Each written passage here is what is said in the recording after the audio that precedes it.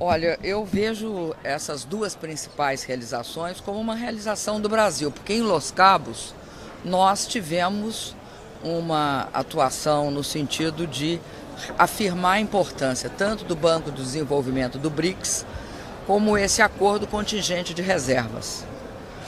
Fazem parte de uma visão de aprofundamento do que é os BRICS. Os BRICS têm de ser um organismo de cooperação multilateral entre nossos 5 países que dê condições e dê suporte, apoio para que as nossas economias se expandam. Qual é o grande desafio das economias dos BRICS? É justamente ampliar seu investimento na área de infraestrutura. Aí entendido num sentido amplo da palavra, abrangendo não só a logística, que é rodovia, ferrovia, portos, aeroportos, etc., mas também energia, tanto energia elétrica quanto petróleo e gás, quanto também o suporte para essa extração de petróleo e gás, estaleiros, etc., quanto também com interconexão em banda larga. Essa preocupação em relação aos países em desenvolvimento, no caso nosso de emergentes, é fundamental, porque os países desenvolvidos acumularam ao longo de anos e alguns deles de séculos um estoque de capital que está expresso numa determinada qualidade das rodovias, das ferrovias, está expresso numa quantidade de capital fixo acumulado. Para nós é absolutamente indispensável, para que nós mantenhamos uma taxa de investimento elevada, esse investimento em infraestrutura e também para o bem-estar da nossa população. Então vejam vocês, todos os países BRICS almejam, têm uma ambição. A do Brasil é se transformar numa nação de classe média.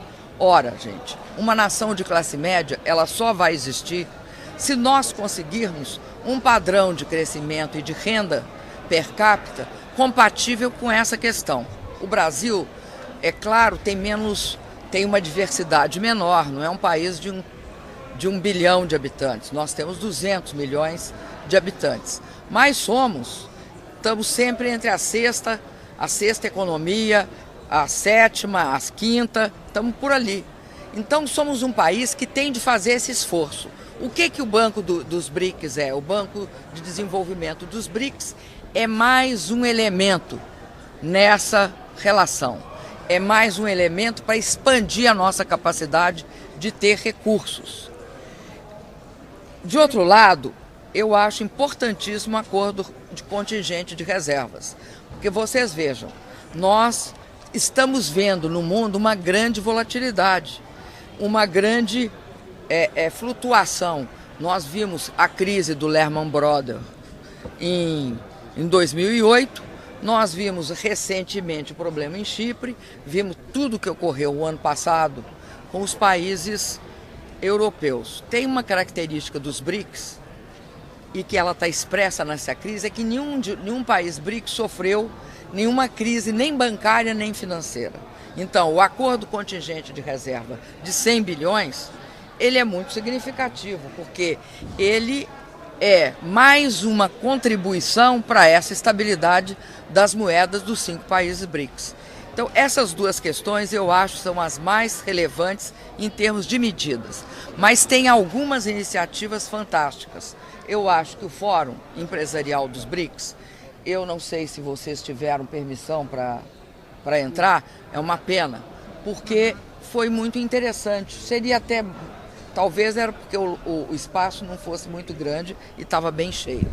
Mas ele é muito importante porque ele coloca em contato, né, empreendedores de vários continentes e de economias muito pujantes. Então, eu também acredito muito nessa questão do Fórum dos Empreendedores. Acho que um dos fatores que vai impulsionar o desenvolvimento dos países BRICS é o setor privado. Então, um passo importante é dado quando você articula o setor privado. E o Fórum Acadêmico também. Nós estamos muito satisfeitos que vamos pegar essa oportunidade. A segunda reunião dos BRICS vai ser em território brasileiro o ano que vem. Entre março e abril do ano que vem é a segunda reunião dos BRICS, da cúpula, né, dos BRICS, porque já teve uma no Brasil.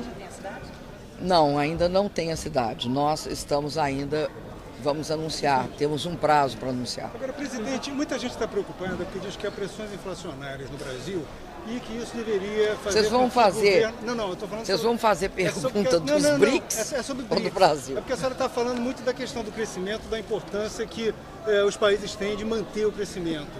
Mas, ao mesmo tempo, no Brasil, que é um dos principais países BRICS, está se falando muito da necessidade de talvez conter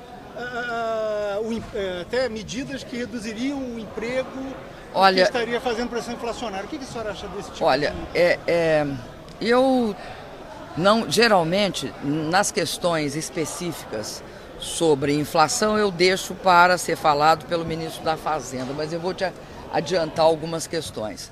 Eu não concordo com políticas de combate à inflação que olhem a questão da redução do crescimento econômico, até porque nós temos uma contraprova dada pela realidade. Nós tivemos um baixo crescimento ano passado e houve um aumento da inflação porque teve um choque de oferta devido à crise. Um dos fatores era externo. Não tem nada que nós possamos fazer internamente, a não ser expandir a nossa produção para conter o aumento dos preços da commodities derivados da quebra de safra nos Estados Unidos. Então, eu acho, são as mesmas vozes, talvez, de sempre, porque você não escutou isso vindo do governo. Nós não achamos que há essa relação, esse problema inflacionário que o Brasil teve, esse aumento um pouquinho.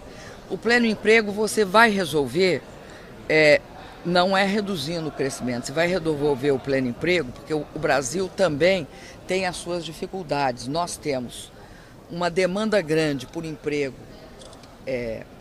mais especializado, de maior qualidade, e temos uma sobra de emprego não especializado. Então, o que nós estamos fazendo junto com o setor privado, um grande programa de formação profissional.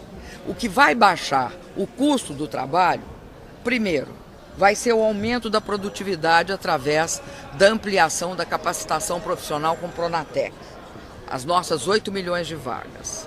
Segundo, nós estamos utilizando um método que eu acho que é muito importante, porque todo mundo defendia a redução de impostos no Brasil. Todo mundo defendia. Nós estamos desonerando a folha de pagamento. Justamente para quê?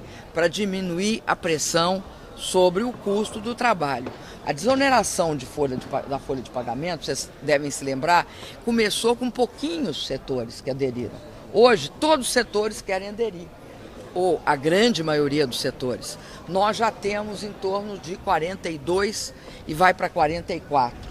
E já estamos preparando, num determinado horizonte, porque a gente só pode desonerar pela lei de responsabilidade fiscal, quando você tem os recursos para isso. Então, já previmos desoneração para 2015. Então, tem vários fatores. A redução do custo de energia, ela não foi feita só por uma questão de redução das pressões inflacionárias.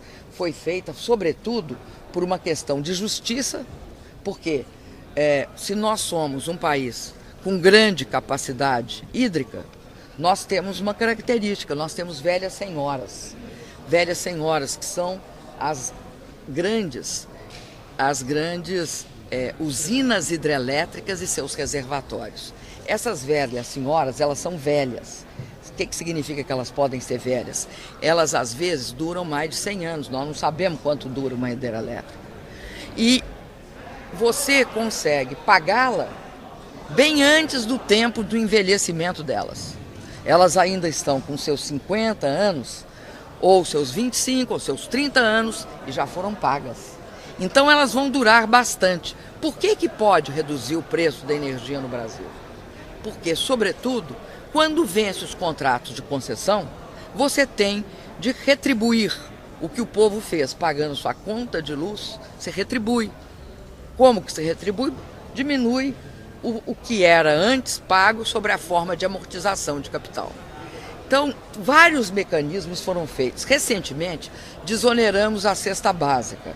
Eu já tive perguntas de vocês dizendo o seguinte: mas será que os empresários passaram por preço? nós estamos vendo um progressivo repasse ao preço. Principalmente quando rodar os estoques, você vai ter isso de uma forma mais forte. Mas o governo está olhando, está conversando, está persuadindo, porque se todo mundo pede para a gente reduzir tributo, não é correto que alguns fiquem com os ganhos disso. É fundamental que seja repassado para o povo brasileiro no seu conjunto. Então, eu acredito o seguinte, esse receituário que quer matar o doente, em vez de curar a doença, ele é complicado.